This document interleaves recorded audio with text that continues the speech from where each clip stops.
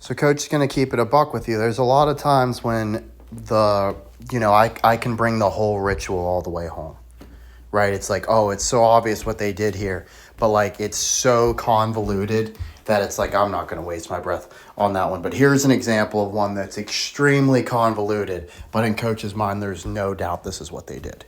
Okay, especially when you look at how suspicious the timing is on coach sniffing around these fuckers, right? So what do you know? 3 days ago, coach tells you to stop hating Brendan Schaub, okay? And this is so fucking hard. See, like, coach is already getting lost, right? So coach told you to stop hating Brendan Schaub, and coach told you that Brendan Schaub is Aaron Hernandez, okay? And Aaron Hernandez has the arms inside the shirt, right? What do you know?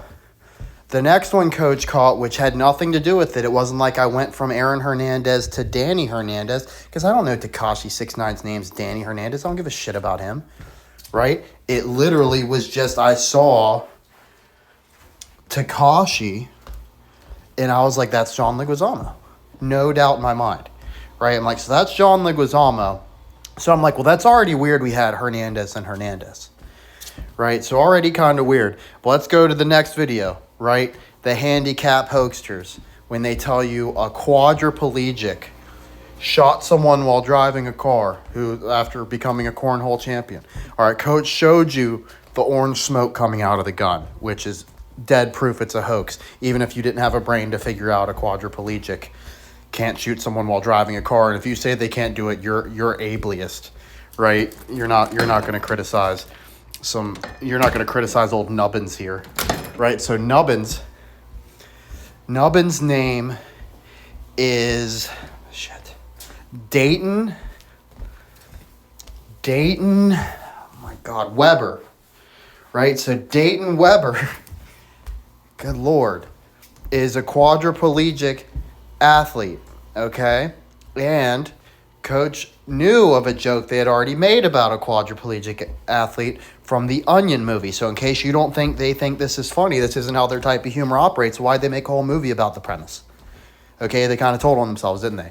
They had to wait 17 years to bring it back up, or you would have been like, wait a second. Okay? So coach knew right away that's Brendan LaRue. Right? So Brendan LaRue in the Onion, he's the quadriplegic hockey player. Right?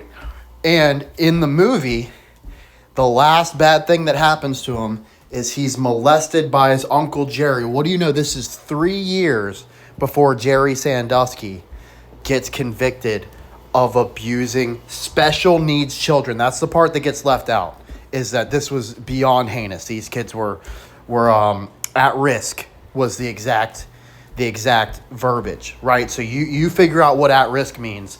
To coach, it's some sort of special needs, right? They're either in a very bad household at the very least or something, or they got something wrong, probably both, right? You know what I mean? At least like some dyslexia or something, right? So what's coach saying? What's the big ritual here?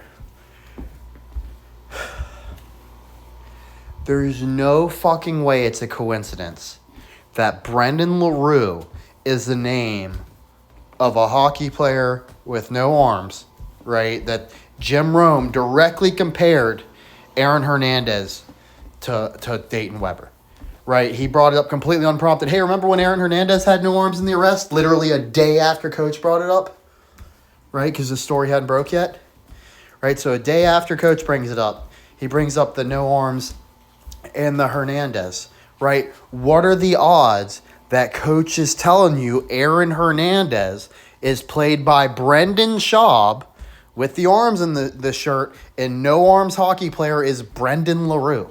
Like, you really think that's a coincidence? It's too fucking weird.